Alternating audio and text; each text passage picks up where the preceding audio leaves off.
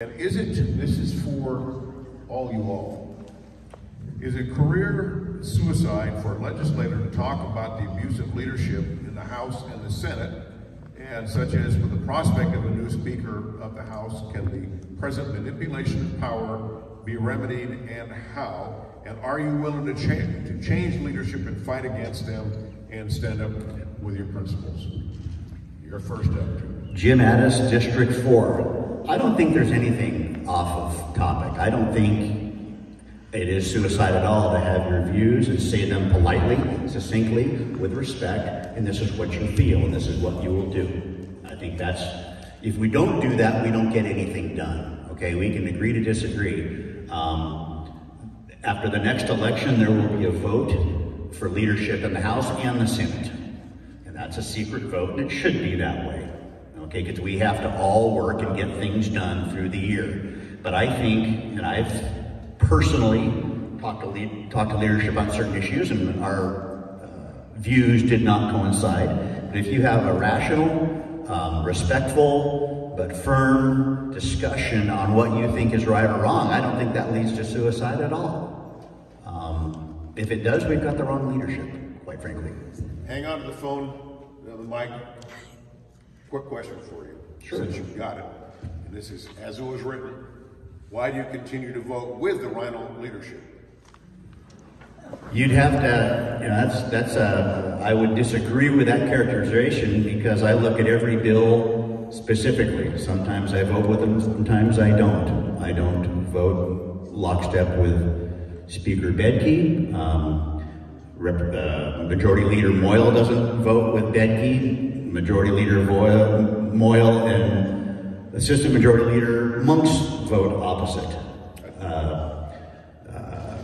Caucus Chair Blank's vote separate. For me, it's bill by bill. It's not anybody's telling me what to do or what not to do. Sometimes I vote the same way one group does.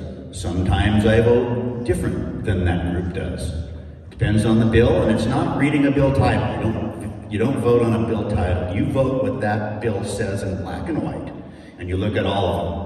Every bill will have a competing, something you think isn't great, something you think is really great, and you have to determine on balance what is in the entirety of that bill. So my voting record is different than any of those people. Voted against him twice, I believe, on Friday. So it is a bill-by-bill situation, and that's how it should be. Thank you. Wanted to take advantage of the fact we had the mic over here. So, Mary, back to the leadership issue. Thank you. I'm Senator Mary Souza from District 4, which is Coeur d'Alene. In the Senate, we have a leadership group that it was new this term. So every 2 years is a term. Every time we're up for re-election, after we're elected, then we go to Boise and we have what's called an organizational session. And that's when the Senate and the House separately, and in private, the Republican caucus, because that's the majority group, decides who they want as their leadership team.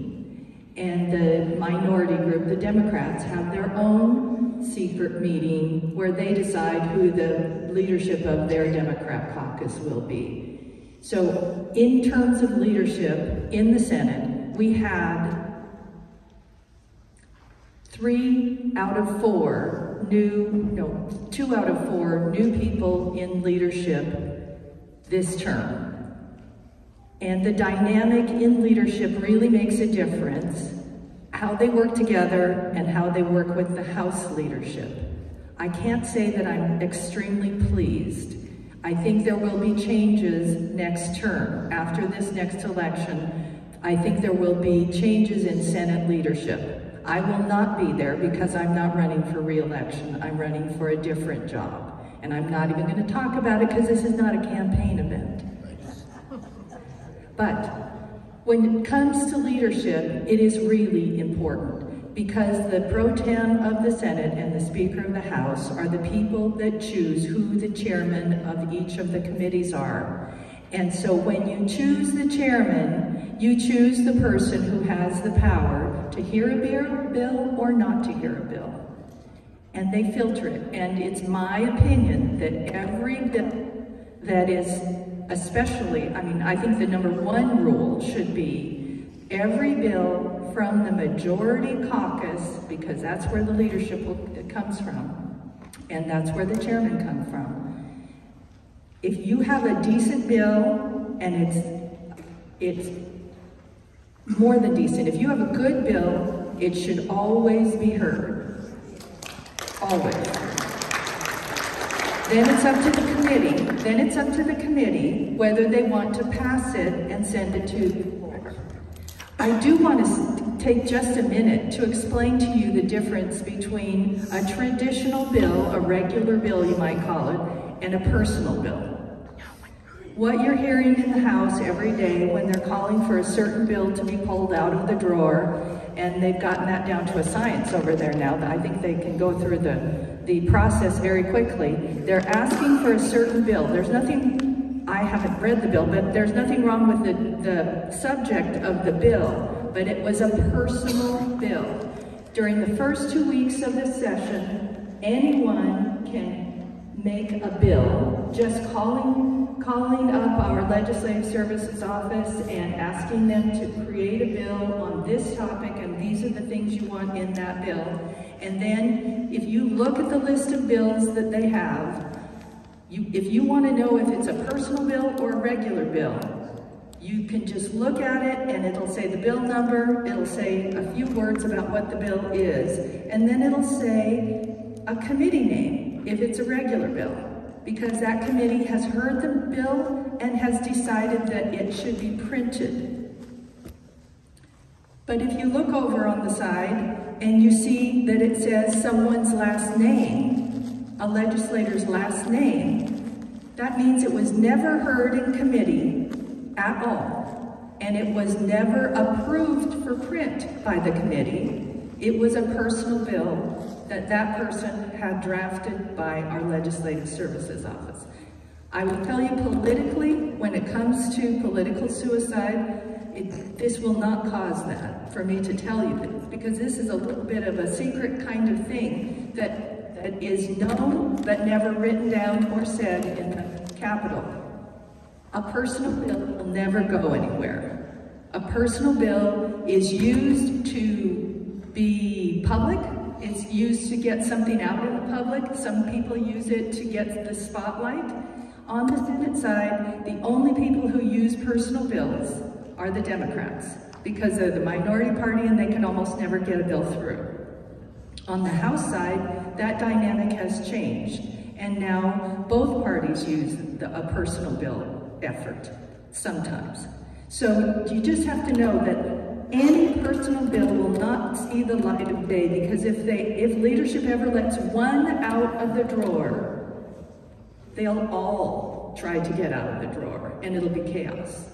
So the bills that you want to have need to go through committee and be approved to print, and then you ask the chairman to get you on the agenda with that bill for a full hearing in the committee.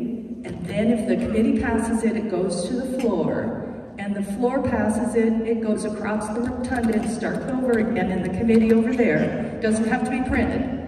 It's already printed. And it goes through that committee, the floor, and then to the governor's office, and if the governor signs it, it becomes law. That's the process. But you have to remember, personal bills will never see the light of day. Let's see, we were talking about if we feel intimidated by leadership, if we want to bring something up. No, in fact, it's the opposite. Just like you folks, I don't think you're bashful about telling us what you want us to do. We accept that, and leadership, we elect them. So we've had a lot of conversations. I know I have, and I've never felt like it was something that was out of bounds. So one of the things that has been bandied about, just to kind of carry on this sort of frustration some people are having with getting their bills heard, is the idea of saying, look, if we allow leadership says, if we allow every personal bill that anybody does to just sort of have a chance to come out, it's going to be too onerous and so on and so forth. So I've suggested to them without feeling like I was at risk. So back to the original question, I don't feel like I was at risk. Is why don't we just say everybody gets one, at least, just a minimum here, pick a number. Everybody gets at least one bill that they're promised to have a hearing on. And that might get some folks over the hump, get them a hearing on their most important projects. And I think I don't know if it'll happen, but I think it's a type of consideration that somebody who's running for leadership is going to be conscientious of when they're trying to decide what they need to do to satisfy the body in order to get elected to that position. So the short answer is no. I've never felt frightened or embarrassed to tell leadership what I thought. This whole issue of personal bills, voting against leadership, bills out of the Ways and Means Committee, which is where the personal bill goes in the House, thank you, is very complicated, and it's a 3D chess game. Sorry, the mic keeps cutting out. Let me give some points using the grocery tax repeal bill that has been repeatedly attempted to be pulled out of the Ways and Means Committee, as Representative Barbieri mentioned. That was the bill that was going to repeal grocery tax. Now, it was put into the Ways and Means Committee as a personal bill, and then Ron Nate has repeatedly, to the point of detriment to his followers, tried to pull it out day after day, day after day, and we do have it down to a science to deny that. The very first time that motion to pull it out of committee, a personal bill, which never sees the light of day, I voted to support that motion.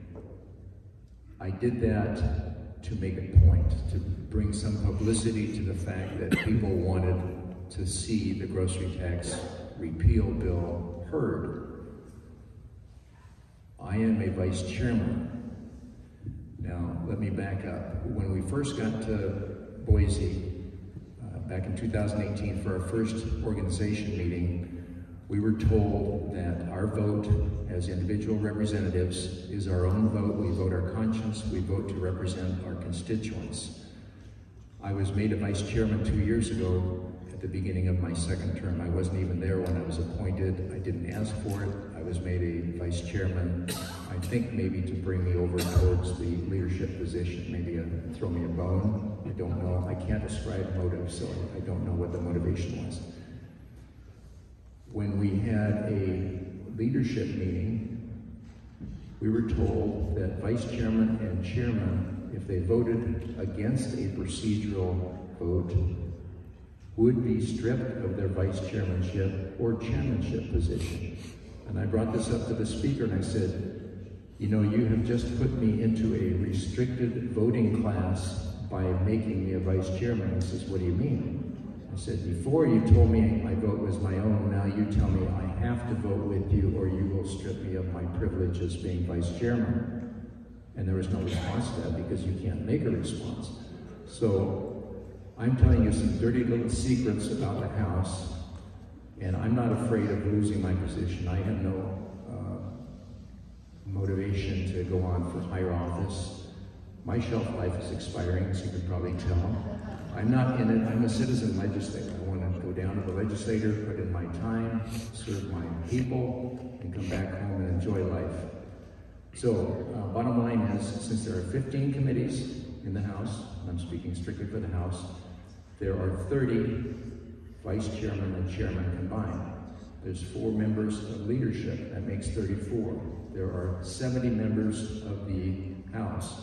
With 34 locked up like that by chairmanship and vice chairmanship and leadership, guess what? All procedural votes will be followed just by threat of losing your position.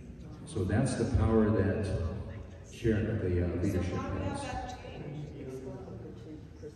A procedural vote is, for instance, if a chairman, let's see, if you want to pull a personal bill out of the Ways and Means Committee, that is considered to be a procedural vote that must be voted down because it is part of the tradition that those bills are there and they hold their place, and they will never be brought out, as several other representatives the senator has mentioned. Another procedural vote that I voted against, not knowing that it was a procedural vote because they're not written down. I don't have a handbook or a secret decoder ring to figure out which ones are and which ones aren't procedural votes, was a particular chairman of a committee voted to pull a bill that was on the House floor back into his committee for review. My opinion, based on my parliamentary familiarity with the Central Committee, is that once a bill is on the floor, it's the property of the floor and the members of the floor, and if the chairman wants to pull it back, let's put it to a vote. I voted no, let's talk about it on the floor. I was immediately told that I violated a procedural vote. I was given a pass because I was a new vice chairman, didn't know what that meant. When I purposely voted for pulling that grocery tax repeal bill out of the Ways and Means Committee, that was a procedural vote that I violated. I was told in private conference with leadership that action would be taken against me. So on subsequent votes, I determined that it was more important for me to hold my position as vice chairman and still stay inside the leadership circle to be able to affect change than it would be for me to put my head in the noose and be on the outside. As a matter of fact, after that meeting, I wrote a one-page note, one-page letter to every one of the chairmen and vice chairmen and the leadership saying that I thought that things that were going on were wrong, and I would be happy to sit down and work through changes in the rules to allow these sorts of things to be discussed. And I have not heard a single word from any of the chairman, vice chairman, or leadership. The matter has just been totally dropped. So, like I said, the speaker will not be the speaker next year. He is running for a different office. And even if he was, I wouldn't be afraid to tell you this information because, like I said, I've got nothing to lose. I'm just a member of the House of Representatives, whether I'm a vice chairman or not, and my voice needs to be heard as well. Tony,